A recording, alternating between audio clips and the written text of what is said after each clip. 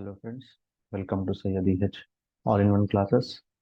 सो आज हम लोग बात करने वाले हैं इलेक्ट्रो होम्योपैथी में इलेक्ट्रो होम्योपैथी रेमेडीज के बारे में। सो ऑलरेडी हम लोगों ने डिस्कस किया था कि इलेक्ट्रो होम्योपैथिक रेमेडीज या फिर ईएच रेमेडीज या फिर मैटिस रेमेडीज जिसको कहा जाता है, उसके बेसिक्स को हम लोगों ने जाना। अब हम एक एक रेमेडी को थोड़ा एलोबरेट करके पढ़ेंगे। उतना ज़्यादा डिटेल्स भी नहीं पढ़ेंगे, बल्कि बेसिक इंट्रोडक्शन की तरह, और उसके यूजेस पढ़ेंगे, कहाँ पे कौन सी रेमेडी यूज की जाती है। ठीक है, फिर से एक बार हम लोग जो भी रेमेडीज हमने किया उसको एक बार रिवाइज करेंगे, फिर आगे बढ़ेंगे। जैसे कि हम लोगों ने देखा, groups wise electro homeopathy remedies को डिवाइड किया गया। हमारे सामने स्क्रोफोलोसो ग्रुप है, उसके बाद पेटोरल ग्रुप है, एंजियोटिकस ग्रुप है, वर्मीफ्यूगो ग्रुप है, वेनेरियस ग्रुप है, लिम्फेटिको ग्रुप है, और कैंसरसो ग्रुप है, और इलेक्ट्रिक है। इलेक्ट्रिसिटीज हमारे लिए बहुत अहम। ठीक है, तो अब हम देखेंगे स्क्रोफोलोसो ग्रुप में कितने कितने मेडिसिन है। ये ओरिजिनल रेमेडीज का मतलब ये हुआ कि शुरुआत में मैटी जी ने इन रेमेडीज को खोजा। ठीक है, उनका नाम दिया। ठीक है, और इनको यूटिलाइज किया। फिर उसके बाद आने वाले उनके फॉलोअर्स थे, उन्होंने इन्हीं मेडिसिन को यूज करके, उन्होंने मिक्सअप करके, एक रेमेडी को दूसरी रेमेडी से मिक्स करके कुछ रिजल्ट्स उन्होंने लिए। तो उसको हम लोग, और 22 रेमेडीज है वो, 38 ओरिजिनल रेमेडीज कंपाउंड रेमेडीज कहेंगे। कंपाउंड मतलब मिक्स करके दो रेमेडी को एक रेमेडी का नाम दे देना। जैसा कि मिसाल एग्जाम्पल के तौर पर S5 है, S6 है, लेकिन यहाँ पे S7 नहीं है, S8 नहीं है, S9 नहीं है। तो यहाँ पे जो मिसिंग नंबर से उनको इन्हीं ग्रुप के दूसरे रेमेडीज को मिक्सअप करके एक नाम दे दिया गया, S7। ठीक है, आगे हम डिस्कस करेंगे। कंफ्यूजन को नहीं बनाने के लिए, कंफ्यूजन नहीं बनाने के लिए आप लोग को यहाँ पे बयान नहीं किया जा रहा, बताया नहीं जा रहा। तो बहरहाल, तो स्क्रोफोलोसो ग्रुप है, उसके बाद पेटोरल ग्रुप है, P1 है, P2 है, P3 है, P4। अब इनको इसी नाम से याद करना, ग्रुप के नाम याद करिए पहले, और हर ग्रुप में कितने रेमेडीज है उनको याद करिए। ये बेसिक्स, इसी तरह हम लोग आगे बढ़े।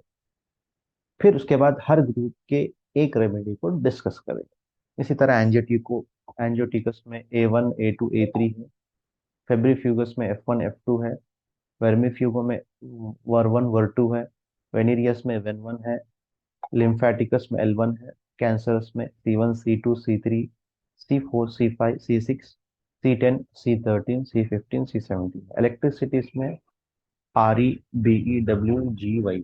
RE का मतलब रेड इलेक्ट्रिसिटी, बी का मतलब ब्लू इलेक्ट्रिसिटी, डब्ल्यू का मतलब व्हाइट इलेक्ट्रिसिटी, जी का मतलब ग्रीन इलेक्ट्रिसिटी, वाई का मतलब येलो इलेक्ट्रिसिटी। एपीपी ये स्किन रेमेडी, स्पेशली स्किन के लिए एपीपी बनाया गया हमारे इलेक्ट्रोहोम्योपैथी।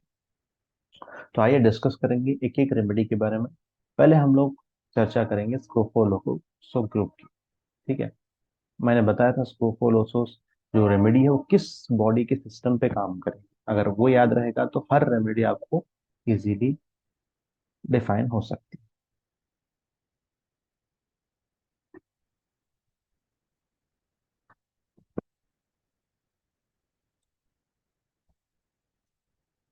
तो S1 के बारे में बात करें। अब बेसिकली देखिए, एस ग्रुप जो है आपको सीक्रेटरी ऑर्गन्स जो जो भी है बॉडी में, वहां पे अद्भुत तरीके से काम करेगी। खासकर इसको कहा गया डाइजेस्टिव रेमेडीज।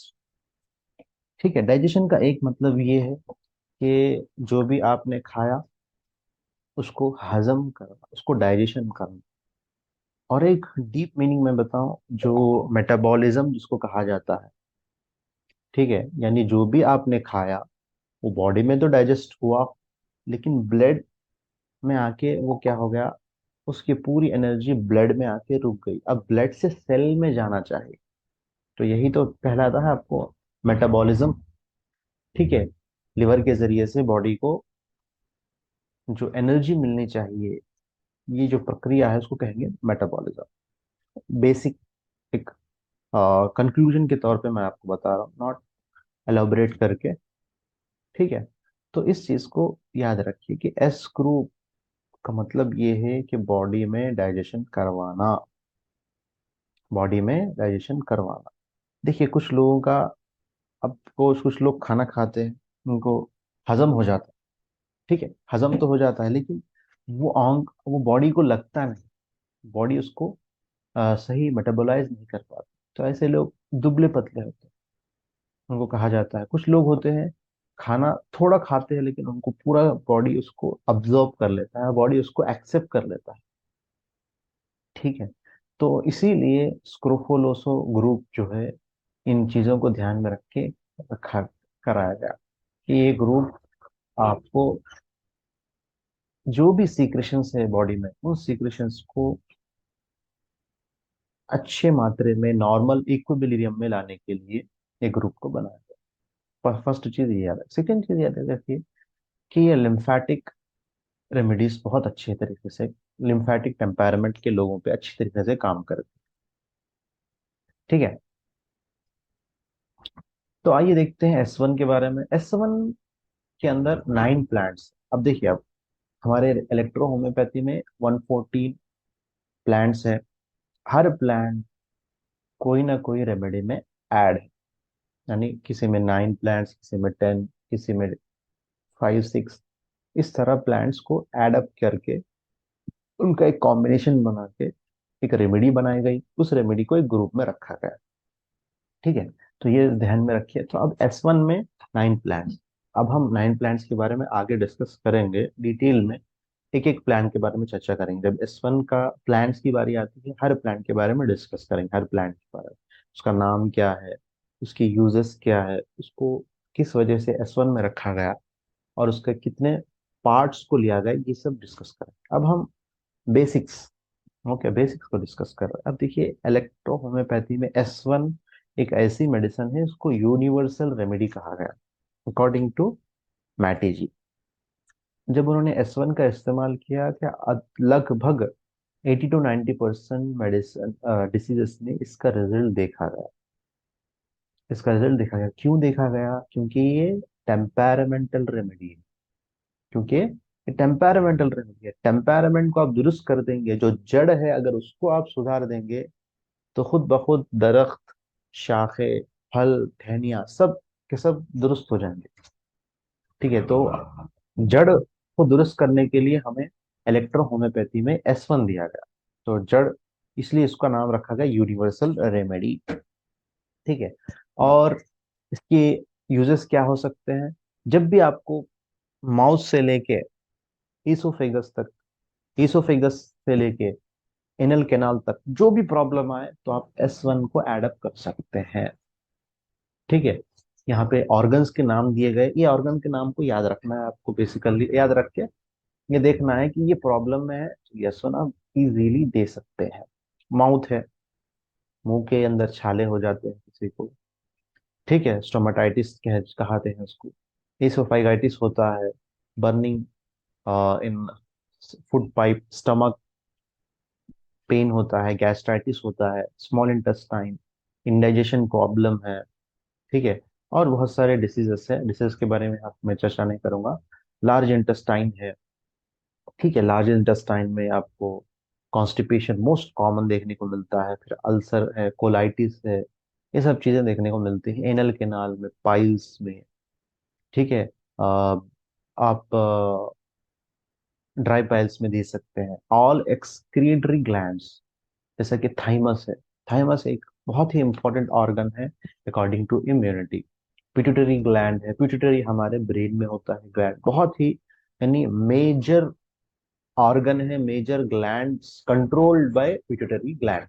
यानी ये हमारे पिट्यूटरी ग्लैंड क्या है, पूरे बॉडी के जो भी ग्लैंड से उनको कंट्रोल करता है, वहीं से ऑर्डर मिलता है। तो ये पिट्यूटरी ग्लैंड अगर डिस्टर्ब होता है, बहुत सारे डिसीजेस होते हैं। इसी की वजह से थायराइड प्रॉब्लम्स आ सकता है, इसी की वजह से आपको रीनल फंक्शन डिस्टर्ब हो सकता है, एड्रिनल ग्लैंड है उसमें प्रॉब्लम आ सकता है। ठीक है, इसी तरह सलेवरा सलाइवरी ग्लैंड, सलाइवरी ग्लैंड, थूक आना। जो थूक आता है आपको, जिसको आप च्युइंग करते हैं, आपको चबाते हैं अच्छे से फूड को, उसके बाद आप उसको स्वैलो करके आपके स्टमक में पहुंचाते हैं। तो स्वैलो करना, अक्सर लोग स्वैलो कर जाते हैं, चबाते नहीं। तो यहीं से आपके डाइजेस्टिव एंजाइम्स जो होते हैं, हजम करने वाले जो एंजाइम्स है, डाइजेशन करने वाले जो एंजाइम्स है, वो यहीं से स्टार्ट हो जाते हैं। अगर वो अच्छी तरीके से नहीं चबाएंगे तो सलाइवा उनके फूड पे मिक्स नहीं होगा, फूड मिक्स नहीं होगा तो जब वो डाइजेशन करने के लिए स्टमक में जाएंगे तो स्टमक के लिए बहुत ज्यादा बर्डन होगा। ठीक है। इसी तरह रीनल, मैंने बताया renal gland, pancreas, most common आज के दौर में देखा जाता है डायबिटिक मेलिटस। पैंक्रियाज के फंक्शन के डिस्टर्बेंस होने की वजह से ये प्रॉब्लम देखने को मिलती है। Spleen, spleen also major organ for immunity, immunity के लिए बहुत ज्यादा इंपॉर्टेंट है। लिवर है, लिवर आपका जहां से मेटाबॉलिज्म होता है, मेटाबॉलिज्म, ठीक है, वो ऐसा ग्लैंड है, वो भी एक ग्लैंड है लिवर। स्प्लीन भी ग्लैंड है, क्योंकि ये फैक्ट्री है, ब्लड मैन्युफैक्चरिंग फैक्ट्री है, ब्लड को बनाने वाली फैक्ट्री है। आपकी बॉडी में जो भी एनर्जी आएंगी वो लिवर के थ्रू ही आएंगी। तो लिवर अगर डिस्टर्ब होगा तो फंक्शंस भी बॉडी के डिस्टर्ब होंगे। तो बहरहाल आखिरी में इसका नोट क्या निकलता है कि S1 पूरे लिम्फैटिक, जो लिम्फ को प्रोड्यूस करने वाले हैं, उन ऑर्गन्स पे बहुत ही अच्छी तरह से काम करते हैं। चाहे वो लिम्फ को बनाने वाले हो, लिम्फ कैरिंग करने वाले हो, लिम्फ को लेके जाने वाले हो, ठीक है, ये सब चीजें जो भी बॉडी में है, उनको जो जो भी आपको ऑर्गन्स के नाम दिए गए, ठीक है, उन ऑर्गन्स पे अच्छी तरीके से काम कर, ठीक है। और इसको लिम्फैटिक रेमेडी कहा गया, लिम्फ, क्योंकि लिम्फैटिक टेम्परामेंट वाले पर्सन का क्या होगा, लिम्फैटिक ऑर्गन्स जो है एक्टिवेट होते हैं, लिम्फैटिक चैनल भी एक्टिवेट होते हैं, लिम्फ को यूज करने वाले ऑर्गन्स भी एक्टिवेट होते हैं, ठीक है। तो ऐसे पर्सन में मेन जो इश्यू आएंगी वो है डाइजेस्टिव प्रॉब्लम्स। तो इसी वजह से इलेक्ट्रोहोम्योपैथी में S1 को लिम्फैटिक रेमेडी कहा गया। तो बेसिक्स यही है। तो जब भी आपके पास अब S1, आपके एक जहन में होना चाहिए, आपके माइंड में होना चाहिए S1 को कब यूज करना है, ठीक है। तो ये बेसिक्स को याद रखना। अब कैसे काम करती है, कितने प्लांट्स, ये सेकेंडरी है, ठीक है, ये एडवांस में आएगा। तो हम लोग अभी तो ऑर्गेन पढ़ रहे हैं, मैट्रिया मेडिका में इसको हम डिटेल में जानेंगे, एक एक प्लांट के बारे में डिस्कस करेंगे। वहां पे ओनली 38 रेमेडीज के प्लांट्स को और उनके यूटिलाइजेशन को पढ़ेंगे, ठीक है। अब हम बात करेंगे S2 के बारे में, ठीक है। S2 जो है, इसको कहा गया ग्लैंडुलर रेमेडी। इसको क्या कहा गया, ग्लैंड्यूल, जो भी ग्लैंड्स, और एक नाम इसको दिया गया हैलो ऑर्गन्स पे काम करती है। जो भी हैलो ऑर्गन्स है ना, उन पे काम करती है, जो जिसके अंदर खाली जगह है, ठीक है, जैसा कि स्टमक है, गाल ब्लैडर है, अंदर स्पेस है उनके, ठीक है। ये कुछ एंजाइम्स को स्टोर करने के लिए, स्टमक जो है डाइजेशन के लिए, गाल ब्लैडर जो है बाइल के लिए, ये सब एक कुछ स्टोरेज के लिए ये जरूरी है। तो अब इनको ग्लैंडुलर रेमेडी कहा गया। अब देखेंगे हम ये कहाँ काम करेंगे, एंडोक्राइन ग्लैंड्स पे या एंडोक्राइन ऑर्गन्स पे, ठीक है। तो कहा स्टार्टिंग में बताया गया कि ये लिम्फैटिक चैनल पे, लिम्फैटिक ऑर्गन्स पे काम करेगा। तो अब आप जहन में ला सकते हैं एंडोक्राइन ऑर्गन, यानी जो जो भी ऑर्गन ब्लड में नहीं बल्कि ग्लैंड के जरिए से किसी अ, जगह पे अपने सीक्रेशन को, अपने बने हुए एंजाइम को रिलीज करता है, तो हम एंडोक्राइन ऑर्गन्स बोलते हैं। जैसे थायराइड है, थायराइड क्या करेगा, अपने हार्मोन्स को रिलीज करेगा। Mostly endocrine glands releases hormones, इस बात को याद रखें। थाइमस है, ये इम्यूनिटी के लिए यूजफुल है। पिट्यूटरी है, मैंने बताया था कि पिट्यूटरी ये क्या है, ये ग्लैंड, ऑल फादर ग्लैंड बोल सकते हैं इसको, ये main gland of the body, is controlled by, all glands are controlled by pituitary gland. Renal gland, renal मतलब एड्रिनल ग्लैंड, पैंक्रियास है, स्प्लीन एंड लिवर है, ठीक है। तो ये ऑर्गन्स पे बहुत अच्छी तरीके से S2 काम करता है, ठीक है। तो आपके पास कोई भी पेशेंट आपके पास जब आता है तो ये बेसिक रेमेडी, ये बेसिक रेमेडी आप उनको एडअप कर सकते हैं। लेकिन इससे भी कई इंपॉर्टेंट चीज आपको बताऊं कि ये फीमेल रेमेडी है, क्योंकि फीमेल में ही ज्यादातर हार्मोनल इम्बैलेंस होता है, हार्मोनल चेंजेस आते हैं। जो जो साइकिल है, मंथली साइकिल, उसमें आप देख सकते हैं बहुत सारे ग्लैंड्स, बहुत सारे हार्मोनल चेंजेस आते हैं। तो अगर वो बराबर होंगे तो बॉडी उनकी स्टेबलाइज होंगे, अगर उसमें कुछ ऊंच नीच हो जाएंगे तो बॉडी उनकी अनस्टेबल होंगी। ठीक है। तो इसलिए ये सब ग्लैंड्स के साथ साथ बेस्ट रेमेडी मानी गई फीमेल के लिए, गायनेकोलॉजिकल इश्यूज के लिए, जैसे कि पीसीओडी होती है, सिस्टाइटिस होता है, सिस्टिक सिस्ट होते हैं। ठीक है, और इनफर्टिलिटी के प्रॉब्लम में भी। ठीक है, ये सब प्रॉब्लम्स में आप S2 को as a first choice of remedy use कर सकते हैं। ठीक है। अब आप बात करेंगे हम S3 के बारे में। S3 urogenital remedies. Uro, urinary system, genital, mainly concern to male, male पे अच्छा काम करती है। It is special remedy for mucus membrane. जो भी हमारा म्यूकस मेम्ब्रेन है, म्यूकस को, थूक या फिर जो चिकनाहट उसको पैदा करने के लिए जो ग्लैंड्स है, और ग्लैंड्स पे अच्छा काम करता है S3। ठीक है। और हॉल एक्सक्रीटरी और एक्सोक्राइन ग्लैंड्स, एक तो हमने बात करा एंडोक्राइन ग्लैंड्स, एंडोक्राइन ग्लैंड्स पे तो S2 काम करता है। एक्सोक्राइन ग्लैंड्स, ठीक है, एक्सोक्राइन ग्लैंड्स, ठीक है, तो ये डायरेक्टली क्या है, ब्लड में मिक्सअप नहीं होता। इनके जितने भी सीक्रेशंस है, ये सब किसी पर्टिकुलर फंक्शन पे डायरेक्ट काम करता है। जैसे एग्जांपल देखिए, अब हम खाना खाए, हमने खाना खाया, जैसे मैंने सलाइवा के बारे में बताया था, थूक के बारे में बताया था। थूक देखिए डायरेक्ट आपको फूड से मिक्सअप होता है, ये डायरेक्ट ब्लड में नहीं जाए। वही थायराइड से तो T3 T4 रिलीज होता है, वो ब्लड पे मिक्सअप होता है, ब्लड पे मिक्सअप होते हैं, उसका टारगेट ऑर्गन होता है जहां पे जाकर उसको ऑर्डर देना होता है, भाई आपको फंक्शन करना है। लेकिन यहाँ पे एक्सोक्राइन ग्लैंड डायरेक्ट किसी फंक्शन में इन्वॉल्व होते हैं। ठीक है, एक्सोक्राइन जैसा कि हमारा पसीना है, पसीना को रिलीज करने वाले कुछ ग्लैंड्स होते हैं, स्वेट ग्लैंड्स होते हैं। आंसू निकालने वाले कुछ ग्लैंड्स होते हैं, tear gland, salivary glands, mammary glands milk को, डाइजेस्टिव ग्लैंड डाइजेस्टिव जूसेस को रिलीज करते हैं। तो ये सब चीजों पे S3 बहुत अच्छा काम करता है। म्यूकस, जिस किसी को म्यूकस मेम्ब्रेन में डिफेक्ट हुआ हो, तो वहां पे आप दे सकते हैं। तो इससे आप अंदाजा लगा सकते हैं। स्वेट ग्लैंड है, उनके स्किन के स्वेट ग्लैंड है, तो आप यहाँ पे स्किन पे भी इसको यूज कर सकते हैं। And secretory glands, it is also called male remedy and first choice for urogenital issues. तो जिस तरह S2 को फीमेल रेमेडी माना गया, इसी तरह S3 को मेल रेमेडी माना गया। इनके मेल इश्यूज है जो भी, जैसा गायनेकोलॉजिकल इश्यूज है यहाँ पे मेल, जैसा कि मेल इम्पोटेंसी है, प्री मेच्योर इजैकुलेशन, ठीक है, लो लिबिडो है, ये सब कंडीशंस में आप S3 को फर्स्ट चॉइस दे सकते हैं। यानी जब भी आपके पास पेशेंट आए तो S3 को आप एडअप कर सकते हैं। ऐसा नहीं कि S3 को फीमेल में नहीं दे सकते और S2 को मेल में नहीं दे सकते, ये बात भी होती है।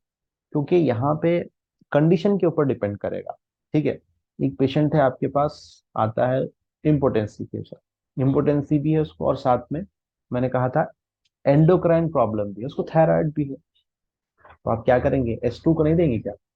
तो आप S3 को देंगे और साथ में S2 को भी देंगे, जहाँ पे दोनों की जरूरत पड़े। इसी तरह फीमेल आपके पास आए, फीमेल कहेंगी कि सर मुझे इचिंग हो रहा है, और उसको पीसीओडी भी है साथ में। ठीक है, तो आप S2 का इस्तेमाल भी करा सकेंगे और साथ में S3 का भी, वहां पे अगर जरूरत है तो S3 भी देना पड़ेगा। तो ये कंडीशन पे डिपेंड करेगा। मैंने आपको एक थोड़ा एलाबोरेट किया है इस कंडीशंस को। तो फ्रेंड्स, तो ये था S1 S2 S3 के बारे में। फिर हम कंटिन्यू डेली 3 रेमडीज पढ़ेंगे। ठीक है, तो जब तक फिर इसको रिवाइज करिए, अच्छे से इसको एडअप करिए, इसको याद करिए। फिर हम नेक्स्ट लेक्चर में आपसे मिलेंगे। Thank you.